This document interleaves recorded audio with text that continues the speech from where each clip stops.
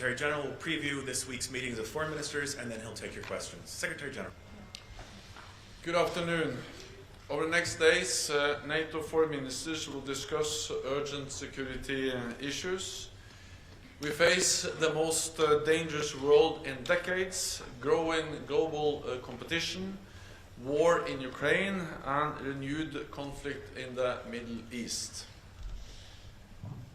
I welcome that the agreement between Hamas and Israel has led to the release of hostages and the delivery of more humanitarian aid.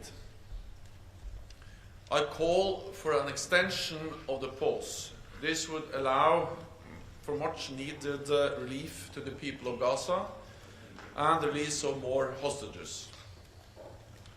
The suffering we have seen underlines the need for a lasting political solution.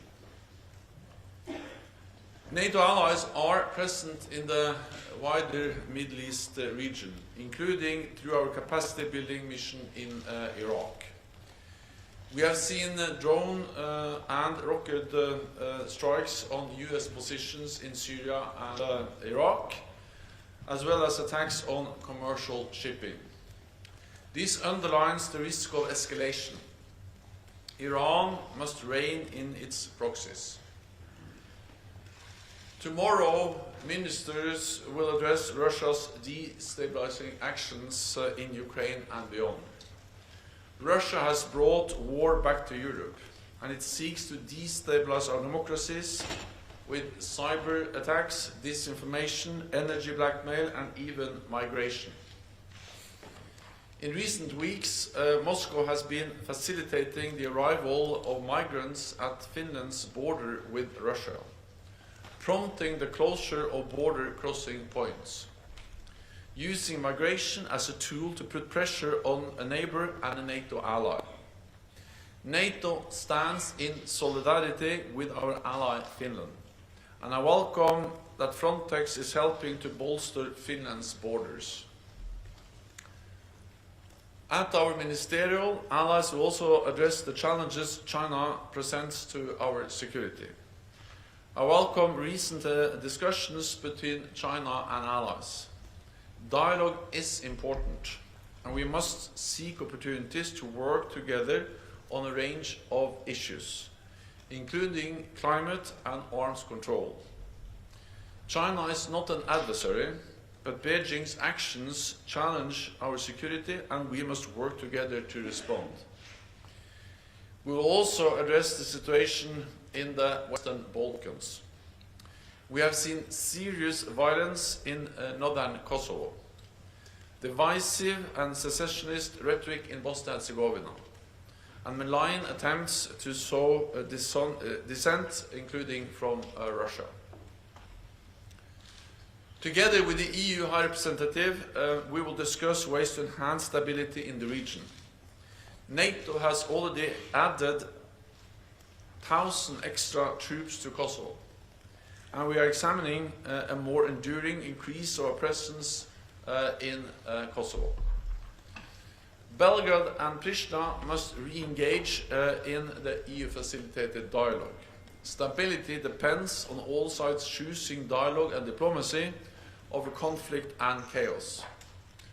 On Wednesday, Ukraine's Foreign Minister Dmytro Kuleba will join us for the first meeting of the NATO-Ukraine Council at foreign ministers level. We will reaffirm NATO's long-term support. Last year, Ukraine won the battles of Kiev, Kharkiv, and Kherson. This year, they continue to inflict heavy losses on Russia. Ukraine has recaptured 50% of the territory that Russia seized. It has prevailed as a sovereign, independent nation. This is a big win for Ukraine. Meanwhile, Russia is weaker politically, economically, and militarily.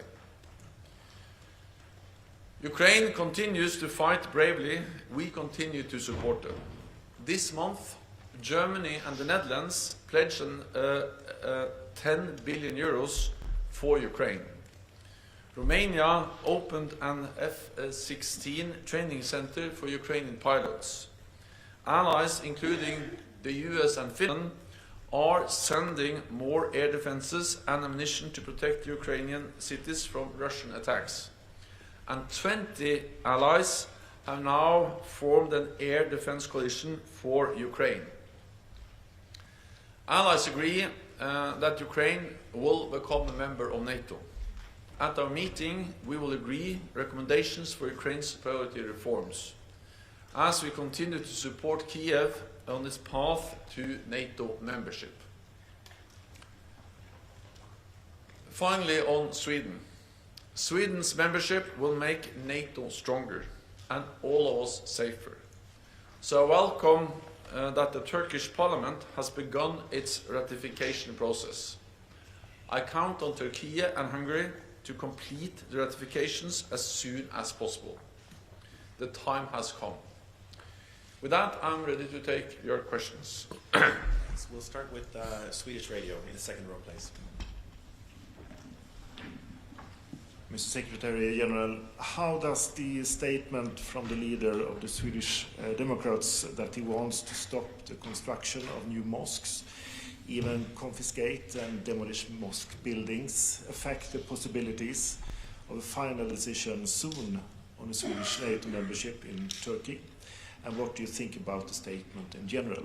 And the second question, the increased migration, as you mentioned, the pressure we'll see in Finland from Russia. How will it be raised at the meeting, and in what way?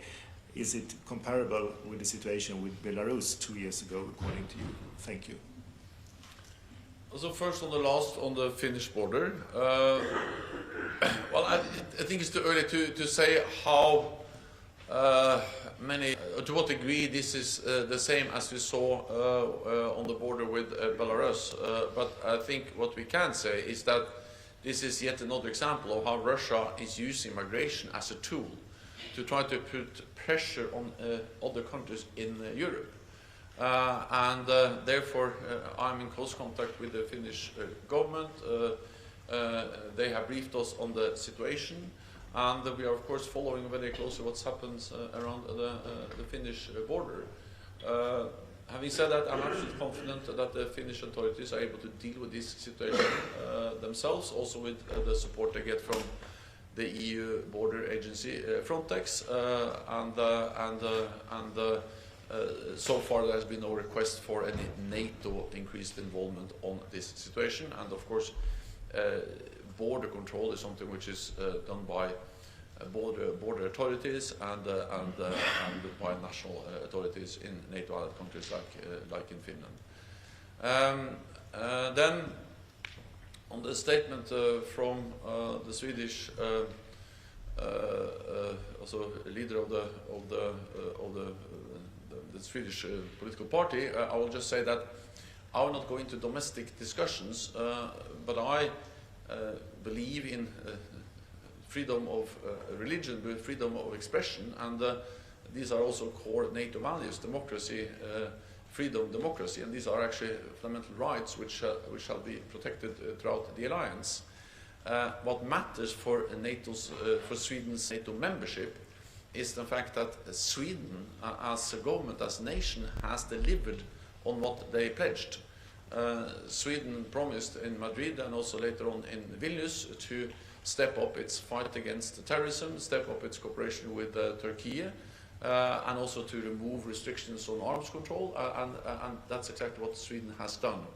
So Sweden has delivered on what they promised, and now the time has come to Turkey to finalize the accession process, and it's good that President Erdogan has submitted the papers for ratification to the parliament. It's good that the parliament in Ankara, the Grand National Assembly, has started to deal with these documents, and I hope they can finalize this process as soon as possible. We'll go to Irina Summer, row 4 in the middle here, please. Just behind you. Yeah. Thank you, Dylan. Secretary General Irina Sommer, news agency Interfax, Ukraine. What is your assessment for the implementation of Vilnius summit decision regarding Ukraine? What is your expectation towards upcoming summit in Washington?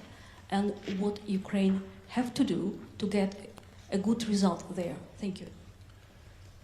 So NATO allies are following up and implementing the decisions we made on Ukraine and NATO membership at our summit in Vilnius in July this year. And we made 3 important decisions. First of all, we shortened Ukraine's path to membership from a 2-step process to a 1-step process by removing the requirement for a membership action plan for Ukraine. So that step has already been taken. We have actually removed one of the phases that Ukraine has to pass to become a full member by removing the requirement for a membership action plan, as we also actually did for Finland and Sweden. Second, we have established a NATO-Ukraine Council, which is an important body where Ukraine and all NATO allies meet around the same table with the same rights, the same obligations, and that's a body where we can make decisions together. So that moves Ukraine, of course, significantly closer to NATO by establishing a decision-making body, the NATO-Ukraine Council, and that body, that council, will meet for the first time at the foreign ministerial level this week when Minister Kuleba comes to NATO. And thirdly, we have agreed a comprehensive, substantial program for ensuring full interoperability between Ukrainian forces and NATO forces. This will, of course, help them also to come closer to us, that they are more capable of operating together with NATO forces, and allies are delivering on that. On top of that, of course, the fact that NATO allies are delivering F-16s, battle tanks, artillery, training, all of that is, in a very practical way, helping Ukraine to come closer to NATO, because they are more and more also capable of operating and working together with NATO soldiers and based on NATO doctrines and training procedures. It's too early to say exactly what will be the decision at the Washington summit. All allies agree that in the midst of a war, full membership is not possible, but of course we will continue to look into to address how we can move Ukraine and NATO even closer together as we prepare for the Washington summit. What decision we make there has to be addressed at the later stage when we are closer to the summit. We'll go to Patrick Jordan in the second row here, please. This is Mohammed Shaboul from Jordan News Agency. Mr. Secretary General, what specific issues will ministers discuss with respect to the situation in the Middle East? Thank you. Of course, we are extremely concerned, and I also welcome the fact that King Abdullah visited NATO a couple of weeks ago and gave a briefing to all allies. I had a bilateral meeting with him, and of course, his assessments, his analysis are of great value for NATO, and it demonstrates also that Jordan is a close partner, a highly valued partner of NATO. We have partners in the region. Israel is a partner, but also Jordan, Iraq, many Gulf countries, other Arabic countries are NATO partners, and in this critical situation we consult, we work with, we listen to our partners in the region. So we welcome the pause in the fighting, and this has enabled the release of hostages and enabled the delivery of support, humanitarian support to the people of Gaza. I call on an extension of the pause because this will give the people of Gaza much needed relief. It will also enable further release of hostages. NATO as an alliance has never played an active role in the Israel-Palestine conflict. We have a presence in the wider region with our training mission in Iraq to fight ISIS, with our close cooperation with Jordan, where we also do some defense capacity building efforts. And of course we are concerned about the potential escalation of the conflict, and therefore our message to Iran is that they should rein in their proxies, and of course what we have seen, drone attacks on ships, on U.S. forces in the region, but also attacks on commercial ships is of great concern and underline the importance that Iran actually really don't use this situation to turn this war into full-scale regional conflict. Go to Terry Schultz in row 3 here, please. Thank you, Terry Schultz with DW Today. Mr. Secretary General, how concerned are you by the emergence of plans that could call for Ukraine to give up territories permanently, possibly in exchange for NATO membership? How much does this concern you about the long-term security of NATO if this were actually to be the case? And are you also worried that perhaps flagging in the sense of declining weapons deliveries to Ukraine could mean that Ukraine would be forced into that situation, again, leaving territories in Russian hands that are Ukrainian land? Thank you. It is for Ukraine to decide what are acceptable ways to end this war. Our responsibility is to support Ukraine and to enable them to liberate as much land as possible and to put them in the best possible place when or if negotiations may start. Wars are by nature unpredictable. We have seen no sign that President Putin is planning for peace. He's actually planning for more war.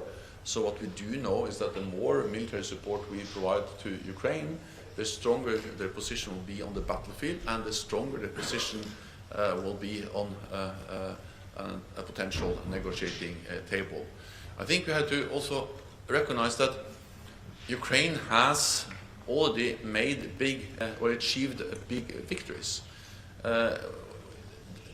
We have to remember where this conflict started. At the beginning of the war, we feared that Ukraine would collapse within weeks and that President Putin would control Kiev within days. That didn't happen. The opposite happened. The Ukrainians were able to push Russian forces out of the north, in the east and in the south. They have liberated 50% of the territory that Russia occupied at the beginning of the war, of the full-fledged invasion, and they have prevailed as a sovereign, independent, democratic nation in Europe. This is a big victory for Ukraine. At the same time, Russia has suffered big losses. Significant fighting capabilities, tens of thousands of troops and personnel, and Russia is becoming more and more isolated politically, weaker economically, militarily. So in total, what we have seen is big defeats for Russia. They have not achieved their strategic goal to control Ukraine, and the Ukrainians have achieved a lot. Again, it is for Ukraine to decide. Our responsibility is to put them in the strongest possible position, and therefore I welcome the continued support from NATO allies. We'll go to Reuters here, third row, please. Andrew Gray from Reuters. Secretary General, you said that Ukraine has achieved big victories in this war, but it hasn't achieved any big victories this year in the counter-offensive. General Zaluzhny himself talks about a stalemate. So is NATO content with that state of the war? And if not, what is NATO and what are NATO allies willing to do to break the stalemate? So what we see is intense fighting. There's an extremely difficult situation along the front line, especially in the east. We see high casualty numbers and some of the most intense fightings that we have seen throughout the whole war has actually taken place over the last weeks and a couple of months. This happens at the same time as the front line has not shifted in any significant way. So I think we need to distinguish between the fact that the front line is not moving so much and the fact that actually there is very heavy fighting going on.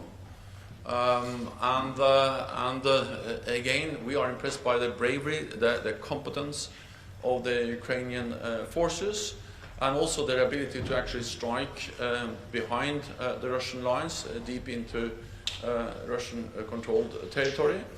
And of course, military achievements can partly be measured in square meters, but also on the losses you are able to inflict on your adversary. And yes, the front line has not moved so much, and of course we would like them to liberate as much territory as possible, as quickly as possible. But even though the front line has not moved, the Ukrainians have been able to inflict heavy losses on the Russian invaders, both measured in personnel and casualties, but also in taking out fighting capabilities. So these are significant gains, and also been able to push back the Black Sea fleet from the Russian fleet from big parts of the Black Sea. So these remains important military gains, even though over the last months we haven't seen any significant territorial gains. But again, we have to remember the starting point. The starting point was that most experts, and also we, feared that Ukraine was going to collapse in weeks. They've actually made huge gains. We'll go to Tanyuk over here on the left side. Thanks. Mr. Secretary General, how do you see the future of the mission of KFOR? And do you think that NATO could take on a bigger role than the existing one in order to improve the security situation, especially in the north of Kosovo and Metohija?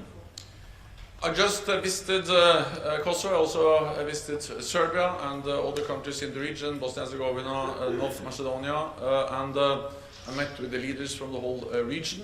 And my message is that, of course, NATO will do what's necessary to maintain stability in this region. It is important for NATO. We have a history there, we have a presence there, and we have just recently increased our presence in Kosovo by adding 1,000 extra troops. We are now assessing whether this should be a more enduring increase, whether there is a need for any particular new capabilities, but we have already taken important steps by increasing our presence. We also urge both Pristina and Belgrade to engage in good faith in the EU-facilitated dialogue, and we also believe that the proposal for association of Serb majority municipalities is or could be an important step forward in moving this dialogue in a more constructive direction. My message again, both in Pristina and in Belgrade, was that both parties must refrain from inflammatory rhetoric and must, of course, not conduct any actions that can further increase tensions in the region. We'll go to Telegraph in the fourth row in the middle here, please. Thank you for the question. The flare-up of new conflicts increases the likelihood of a global conflict between NATO and Russia. How do you assess the alliance's preparation for the possible Third World War, and is it being discussed in the context of the continuation of the conflict in Ukraine? Fundamentally, NATO has two main tasks when it comes to the war of aggression against Ukraine. One is to support Ukraine, as we have done since the beginning of the war, and actually Miniara has provided significant support to Ukraine also before the full-fledged invasion. And we continue to provide support to Ukraine. The other main task is to prevent escalation, to turn this conflict into to prevent this conflict from turning into a full-fledged war between Russia and NATO, because that will cause even more suffering and death and destruction. And we are preventing escalation of this war by sending a very clear message to Moscow that we are ready to defend every inch of NATO territory. And we have demonstrated that not only in words but also in deeds by increasing our military presence in the eastern part of the alliance. We have doubled the number of battle groups, we have high readiness of our forces, and we have also deployed more air and naval forces in the eastern part of the alliance. We do this not to provoke a conflict, but to prevent the conflict, and to make sure that there is no room for miscalculation or misunderstanding in Moscow about our readiness to defend allies. This is fundamentally the same as NATO has done for almost 75 years, preserving peace, preventing war, by having a credible deterrence and defense, and that's what we continue to do to make sure that Russia does not go further and actually seek a solution to the conflict in Ukraine, where Ukraine prevails as a sovereign independent state. We have time for just a couple more. We'll go to ZDF up here in the middle of the room, please.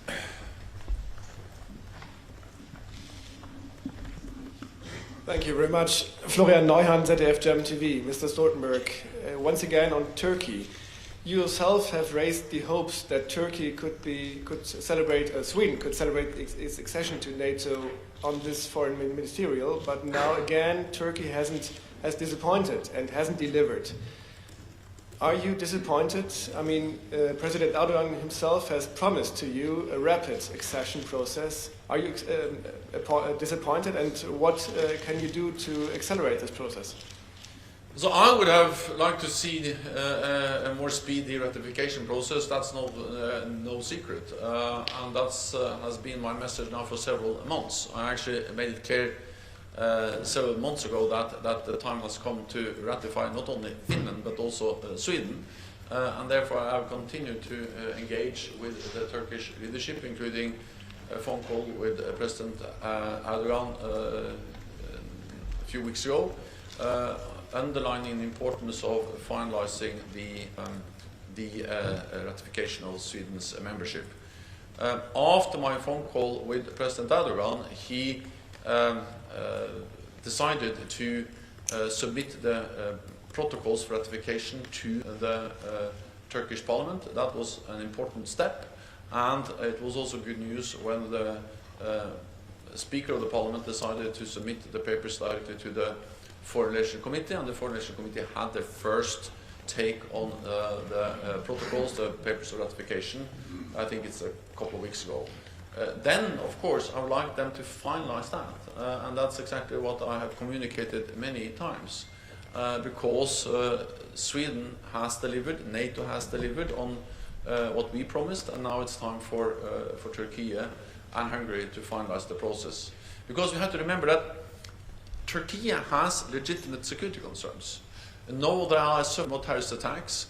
They are concerned about terrorist groups which are attacking them, and of course we should work with Turkey to help them protect themselves against terrorist groups, and that's exactly what NATO is now doing. I have stepped up. We have stepped up here at NATO. I have appointed a special coordinator for our efforts in the fight against terrorism. We are in the process of updating our guidelines for the fight against terrorism. These are important things for Turkey, but also, of course, for the whole alliance. And then Sweden has really stepped up when it comes to exchange of intelligence. The security services are working more closely with the Turkish security services, also knowing that PKK is not only regarded as a terrorist organization by Turkey, but also by Sweden and NATO allies, and also that PKK is linked to also organized crime in Sweden. So I welcome the increased cooperation on fighting terrorism, but also that Sweden has removed restrictions on arms exports, and also, of course, follow up on the message from Vilnius that we should remove as many obstacles as possible for arms exports between NATO allies. All of this has been followed up from NATO, and therefore my message remains that Turkey should finalize, and I'm expecting that this will also be a very clear message that will be conveyed to Foreign Minister Hakan Fidan when he arrives here at the NATO Foreign Ministerial meeting, where allies will express their need to see a speedy finalization of the ratification. Final question today goes to Frankfurter Allgemeine Zeitung in the middle of the room, please. Thanks a lot, Thomas Kutschka, Frankfurter Allgemeine Zeitung. Secretary General, do you sense a willingness among NATO member states to equip Ukraine with what it needs for another counteroffensive next spring? And how do you assess General Zelensky's recent statement that to break out of the stalemate, Ukraine would need new types of weapons, that the weapons of the past that have been delivered so far are simply not enough to actually change the situation on the battlefield? Thank you. So what I see when I travel and meet NATO allies is unwavering commitment to support Ukraine with unprecedented level of military support. And just a recent announcement by Germany, 8 billion extra, and then added with 2 billion extra from the Netherlands. So just over the last couple of weeks we have had 10 billion extra euros for military support to Ukraine announced by two important NATO allies. Then you have the air defense coalition, which is not only looking into how can we sustain and provide ammunition and the spare parts to existing air defense systems, but how can we also add more and more advanced air defense systems to Ukraine, which will enable them partly to protect their civilians, their cities, but also to protect the economy, the critical infrastructure, and also protect their own defense industry. It's enormously important to do what these 20 NATO allies are doing, to establish this air defense coalition, to organize, facilitate more air defense support. Allies have delivered very advanced weapons, including cruise missiles from the United Kingdom, from France.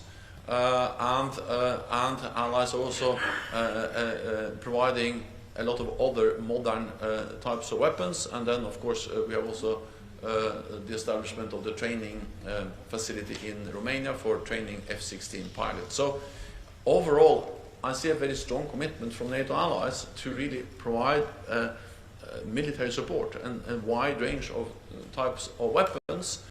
Then of course what you have seen is that even with this substantial, significant military support from NATO allies, they have not over the last year been able to move the front line. And that just reflects the fact that we should never underestimate Russia. Their defense industry is on a war footing. They are able to resupply their forces with ammunition and new capabilities. They have got significant amount of ammunition from North Korea, and there is a willingness to sacrifice people in this operation, which also makes it hard for Ukrainians to achieve the territorial gains we all hope for. But rest assured, I'm absolutely certain that the message from NATO allies at this meeting, but also when we gather later on at the Washington summit, is that we need to stand by Ukraine. It is in our security interest that President Putin does not win this war. Then just one thing about technology. I think that, first of all, we are providing Ukraine with more and more advanced systems. Second, technology is not only about one specific item or weapon. It's about how they can operate together. How we can use drones, how we can use cyber, how we can use different systems and connecting them and then providing new capabilities. And allies are also working on that. And the way I read the article was also very much about actually how to connect and integrate different weapon systems so they can establish or provide even more advanced capabilities.